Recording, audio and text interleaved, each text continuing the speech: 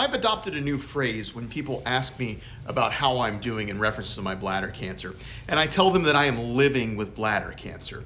I use this phrase because it's sometimes hard for someone that isn't living with bladder cancer to really understand what a bladder cancer patient goes through in the long run.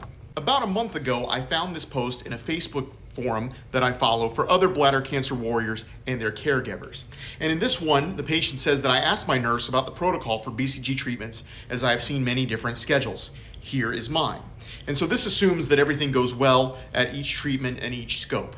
And so it starts with an induction of 6 BCG treatments, which is typically what a bladder cancer patient will receive initially to try to attack the cancer. Then 3 months after that initial round, there's a cystoscope, which is a camera that's inserted through the urethra to go in and check to see if there are signs of bladder cancer in the bladder.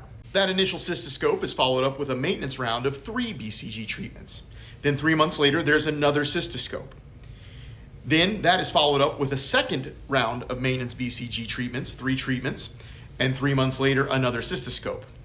Then 3 months later, there's another cystoscope. That is followed immediately by a third round of BCG treatments, 3 maintenance rounds, and that is year 1. But wait, there's more. 3 months into year 2, there's another cystoscope, and then 3 months later, another cystoscope. And then that is followed immediately by a 4th round of maintenance BCG, 3 treatments. 3 months after that, another cystoscope. 3 months after that, another cystoscope. I think you're starting to get the pattern. There's a 5th maintenance round of BCG at the 2-year mark.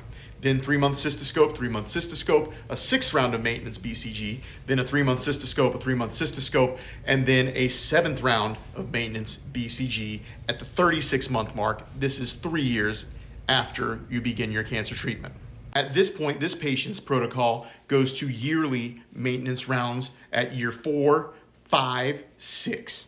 Then they jump 2 years to 8, and then they jump 2 years to 10. Now, I caution you, this is the standard of care for one patient that I've never met before, and I don't know who their doctor is or where they receive their care.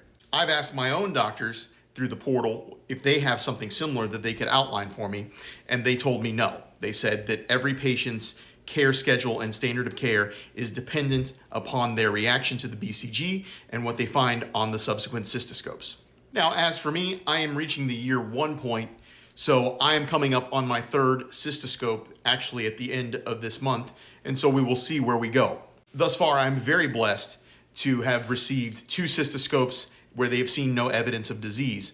But you have to continue to go through this process, and each time as you come up to it, you get anxious, you're not sure what the doctor is going to find, and so you have to kind of prepare yourself and brace yourself for what kind of news you might receive. So for bladder cancer patients and their caregivers, this process is an exhausting process. I don't know that I'm looking at 10 years of treatments, but this patient is, and there might be others that are looking at 5 to 10 years of continuous treatment and monitoring of the bladder cancer. My bladder cancer is non-muscle invasive high grade, and so it does have a high risk of return. So there will be close monitoring of my bladder cancer and my bladder for the foreseeable future. So I will continue living with bladder cancer. I will also continue to advocate for bladder cancer research and for bladder cancer patients. If you or a loved one are living with bladder cancer as I am, let me know in the comments how far along you are in your journey and what your next step may be. I'd love to hear from you.